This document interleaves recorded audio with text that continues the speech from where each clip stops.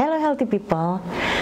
Kembali hari ini kita bertemu di Instagram Live Event di acara Ngobrol Sehat Santai bersama saya, Dr. Nurfidia Rahmadewi, spesialis paru, yang akan membahas seputar mitos dan fakta mengenai tuberkulosis atau TBC.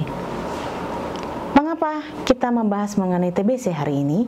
Karena tepat hari ini, yaitu tanggal 24 Maret, diperingati sebagai Hari TBC sedunia. Oleh karena itu, tema yang akan diangkat hari ini adalah mengenai tuberkulosis atau TBC. Baik, banyak sekali mitos-mitos yang beredar mengenai tuberkulosis. Apakah sebenarnya tuberkulosis ini?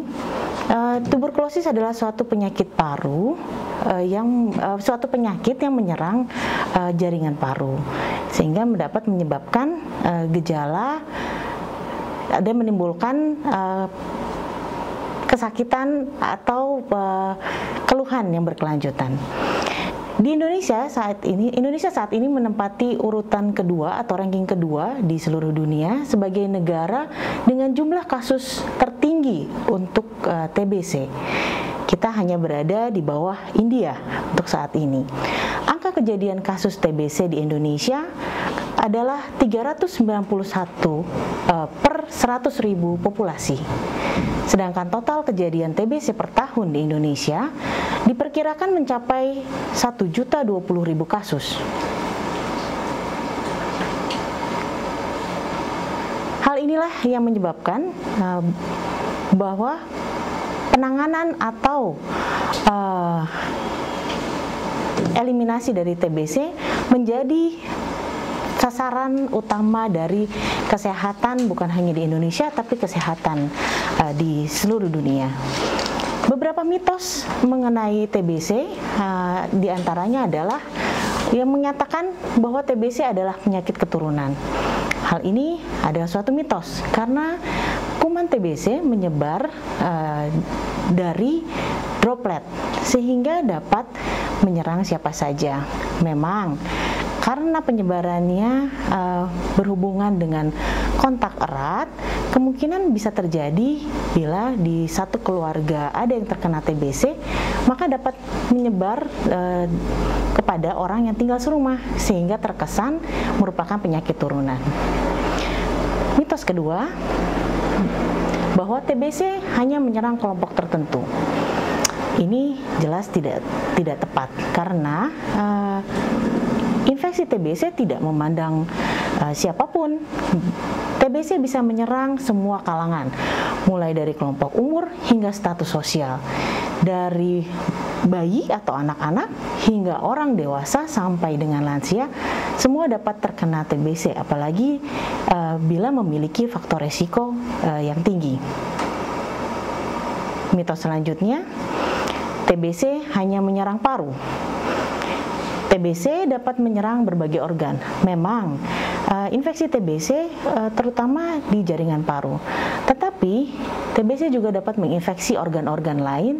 Contohnya seperti susunan saraf pusat atau otak, kelenjar, tulang, usus, dan lain-lain. Mitos selanjutnya, TBC tidak dapat sembuh. Ini salah besar.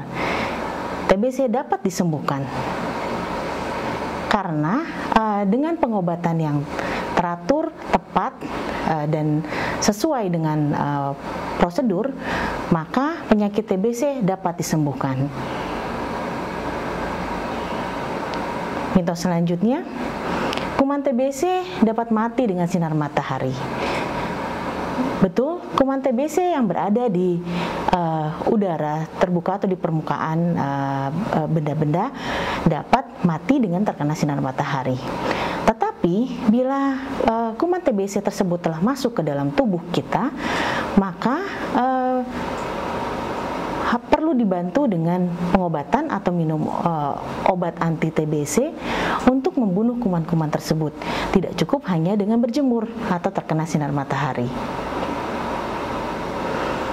Mitos selanjutnya, gejala TBC hanya batuk darah. Gejala TBC sangat bervariasi.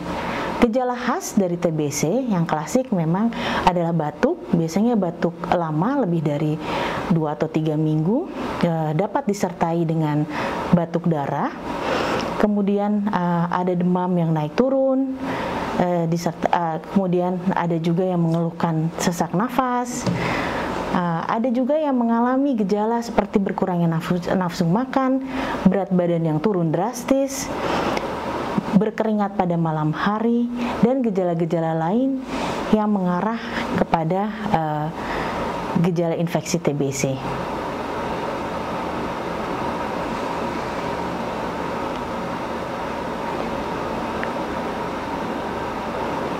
Mungkin demikian beberapa mitos mengenai tuberkulosis yang saya bisa bantu jawab. Bila ada healthy people yang ingin bertanya, silahkan bertanya sehingga kita dapat berdiskusi mengenai penyakit tuberkulosis. Materi hari ini seputar mitos dan fakta tuberkulosis bisa diakses di website kami di www.rsboromius.com. Terima kasih.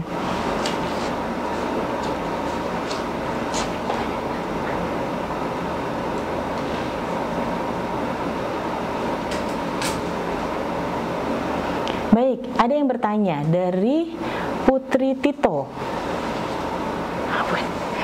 Dok, biasanya penyebab munculnya TBC itu apa?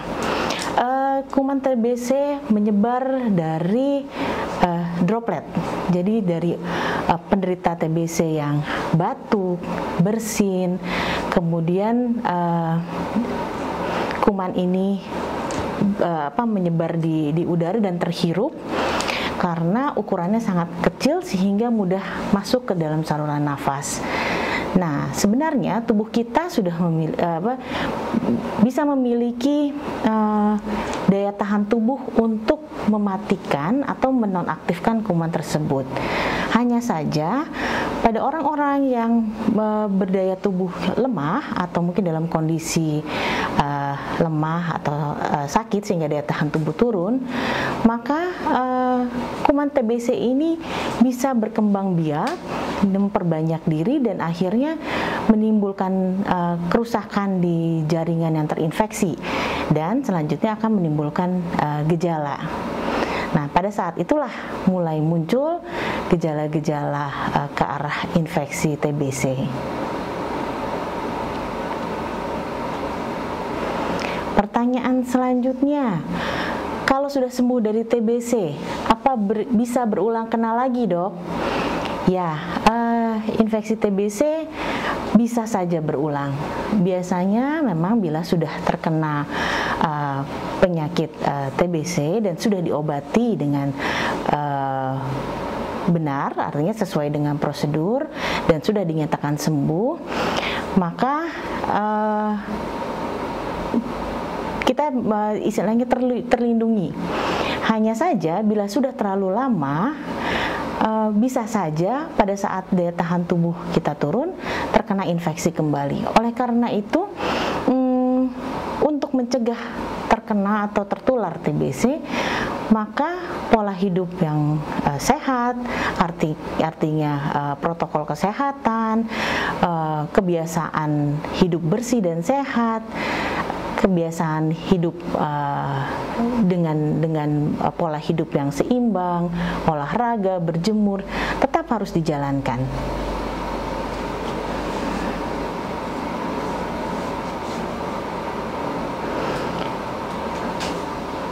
Pertanyaan selanjutnya, apakah TBC bisa menjangkit anak usia 10 tahun ke bawah? Bisa. Karena seperti sudah disebutkan sebelumnya bahwa infeksi TBC ini tidak mengenal usia, tidak mengenal status sosial, gender. Jadi semua orang bisa terkena TBC. Banyak sekali anak-anak yang terinfeksi TBC. Dan pada anak biasanya gejalanya tidak khas. Ada yang tidak mengalami gejala batuk atau sesak atau gejala respirasi yang lain, tapi hanya berat badan si anak kok tidak naik-naik, misalnya begitu. Nah, itu juga bisa merupakan salah satu gejala ada infeksi TBC. Apalagi bila ternyata anak ini memiliki riwayat kontak erat dengan penderita TBC. Artinya bila ada penderita TBC yang tinggal serumah, nah kemungkinan untuk menularkan atau tertular dari orang dewasa tersebut menjadi sangat besar.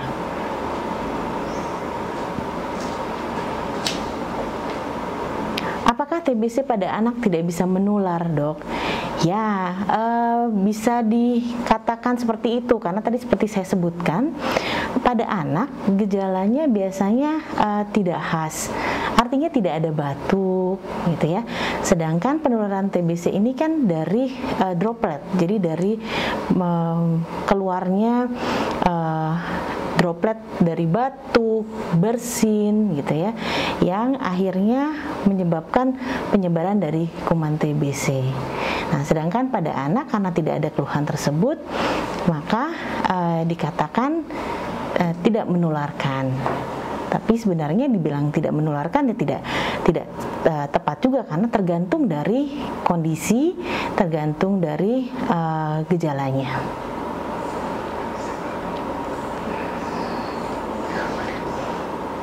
Ada yang bertanya, kalau badan kurus terus dan sering batuk-batuk, boleh dicurigai sebagai TBC nggak, Dok? Betul, memang salah satu gejala dari TBC ini adalah batuk. Apalagi bila batuknya sudah lebih dari 2 minggu. Badan kurus juga merupakan salah satu gejala. Apalagi bila ada penurunan berat badan yang drastis dalam beberapa bulan terakhir. Kita memang tinggal di negara Indonesia yang merupakan negara endemi TB. Oleh karena itu, bila dirasa keluhan ini terus-menerus atau sudah mulai mengganggu, sebaiknya saran saya adalah segera dikonsultasikan ke dokter, ke rumah sakit atau layanan kesehatan terdekat untuk diperiksakan lebih lanjut apakah ini memang ke arah TB atau tidak.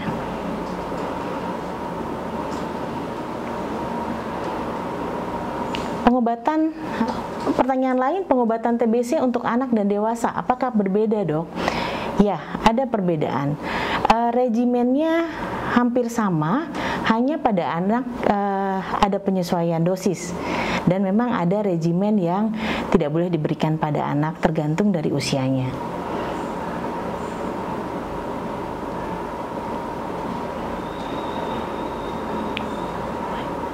Ini ada lagi pertanyaan, apakah TBC bisa dari faktor keturunan, Dok?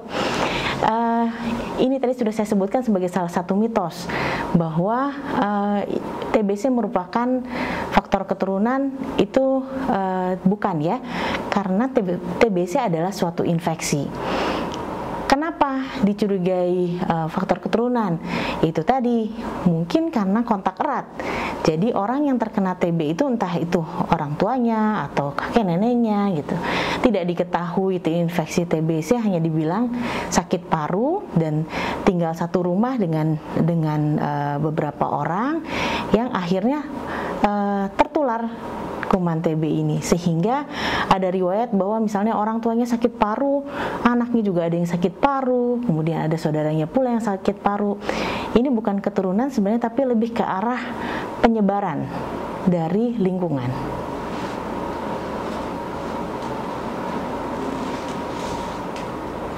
Kalau pasien, pertanyaan lagi nih, kalau pasien sedang pengobatan TB, bisa vaksin COVID nggak? Untuk pengobatan, untuk vaksinasi COVID pada penderita TB yang sedang dalam pengobatan, ada persyaratan bahwa sebaiknya sudah menjalani pengobatan lebih dari 2 minggu dan dalam kondisi yang stabil, artinya tidak sedang dalam keluhan akut seperti demam, sesak nafas begitu ya, atau batuk darah seperti itu, boleh mendapatkan vaksinasi COVID. Selanjutnya, Dok, berkaitan dengan kondisi pandemi saat ini, ada kaitan nggak antara TBC dengan COVID? Apakah akan akan memperparah kondisi. Ya, dalam suasana pandemi saat ini ya, memang infeksi virus COVID ini kan salah satu organ utama yang dia serang adalah paru. Nah, untuk penderita TBC, kuman TBC ini juga salah satu organ utama yang diserang adalah paru. Jadi betul, penyakit TBC bisa menjadi faktor komorbid dari infeksi COVID. Artinya paru yang sedang diserang oleh kuman TBC bila terkena infeksi COVID bisa saja menimbulkan gejala atau kerusakan yang lebih berat dari paru yang sehat. Pertanyaan lain, apakah perokok pasif memiliki kemungkinan terkena TBC? Baik, perokok baik aktif maupun pasif memang memiliki resiko untuk terkena TBC yang lebih besar. Mengapa? Karena racun dari rokok, entah itu dihirup sebagai perokok aktif atau sebagai perokok pasif, akan melemahkan jaringan paru sehingga kemungkinan untuk terkena infeksi TBC menjadi lebih besar. Apalagi bila disertai dengan daya tahan tubuh yang lemah.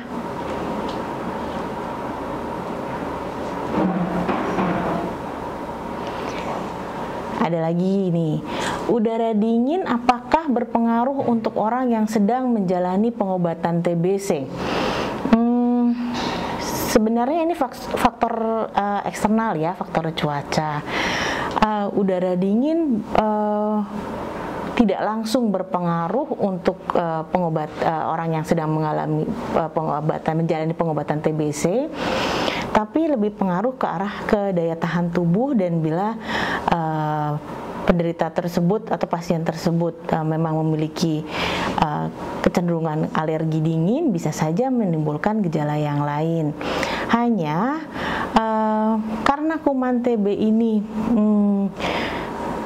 bisa mati dengan bila terkena sinar matahari, memang lebih baik cuaca yang ya artinya lebih baik sering berjemur segala macam pada saat menjalani pengobatan, karena itu selain untuk meningkatkan daya tahan tubuh juga bisa membantu membunuh kuman TBC. Selain itu berjemur bukan hanya berjemur, tapi melakukan protokol kebersihan di rumah, misalnya sering mengganti spray, mencuci dengan dicuci kemudian dijemur, bantal guling di kasur dijemur, itu akan sangat membantu mengurangi penularan kuman TB.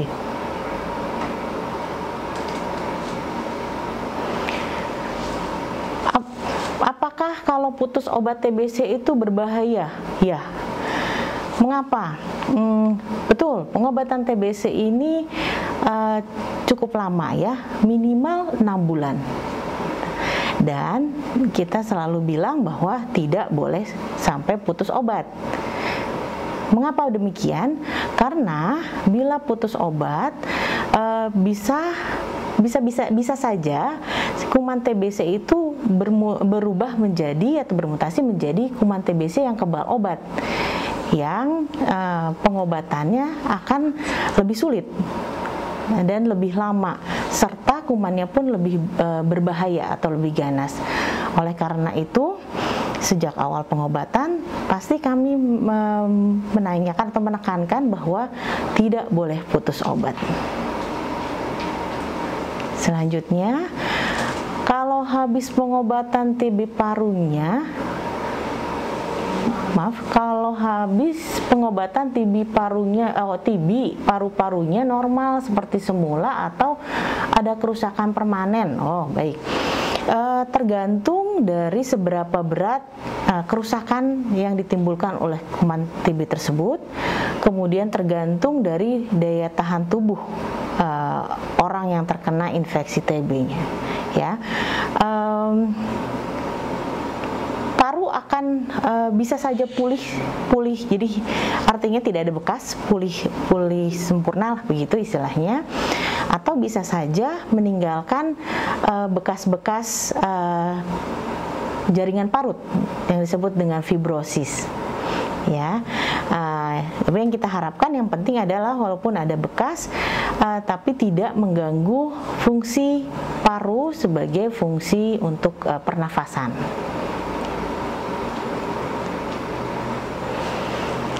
Apakah kalau sudah vaksin BCG tidak akan kena TBC? Tidak ada yang bisa menjamin begitu. Artinya betul, kalau BCG itu kita harapkan melindungi diri dari infeksi TB. Hanya jangka waktu vaksin ini kan dengan berjalannya waktu kadarnya bisa menurun. Ditambah dengan pola hidup yang menyebabkan daya tahan tubuh lemah atau kontak erat dengan pasien TB, bisa saja menyebabkan orang yang sudah pernah vaksin terkena atau terinfeksi kuman TBC. Untuk penderita asma, apakah dapat terkena TBC?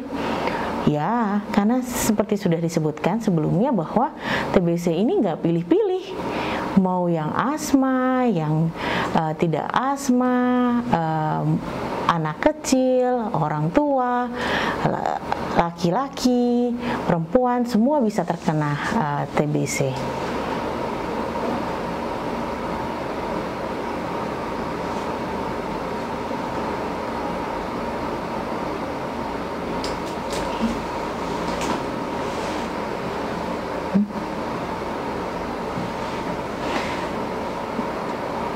Dok, ngaruh nggak ya aktivitas seseorang yang lebih banyak dalam kondisi ruang ber-AC dengan TBC? Ya, ini merupakan salah satu masalah di ini ya, di tempat kerja ya, karena ruang ber-AC itu kan udaranya hanya berputar-putar di ruangan tersebut.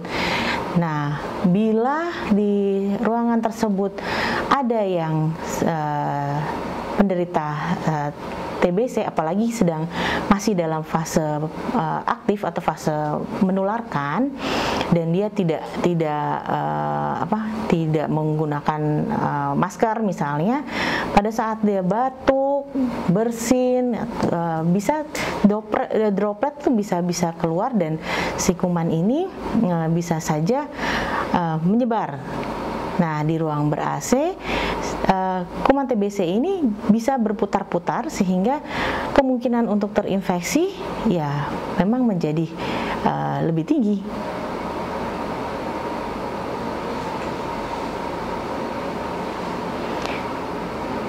Oke, baik.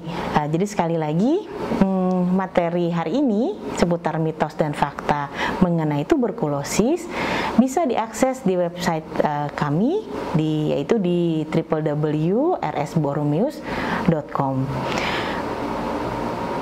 Bila masih ada pertanyaan lain, bisa konsultasi langsung dengan datang ke Rumah Sakit Santo Boromeus, Bandung. Saya praktek setiap hari dari mulai hari Senin hingga hari Sabtu dari jam 8 pagi sampai jam 13. Atau bisa juga melalui telemedicine di Rumah Sakit Santo Boromeus.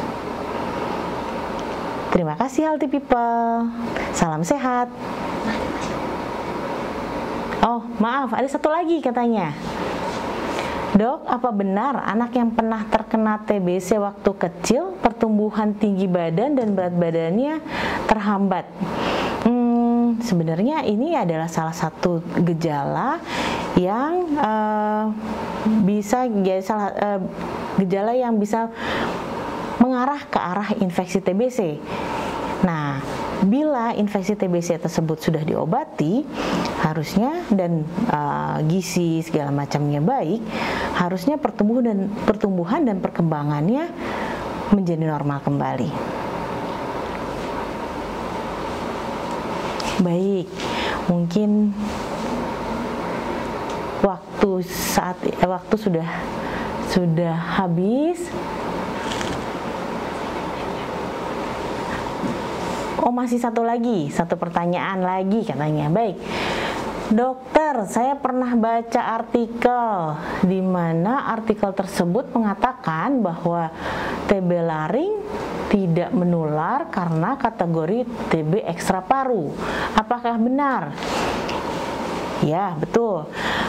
Infeksi TB memang dikategorikan menjadi dua, yaitu infeksi TB paru, yaitu infeksi utamanya di jaringan paru, dan infeksi TB ekstra paru, yaitu di infeksi TB yang menginfeksi jaringan-jaringan atau organ-organ lain di luar paru. Nah, TB laring betul memang termasuk di jaringan ekstra paru, sehingga dikatakan tidak menular.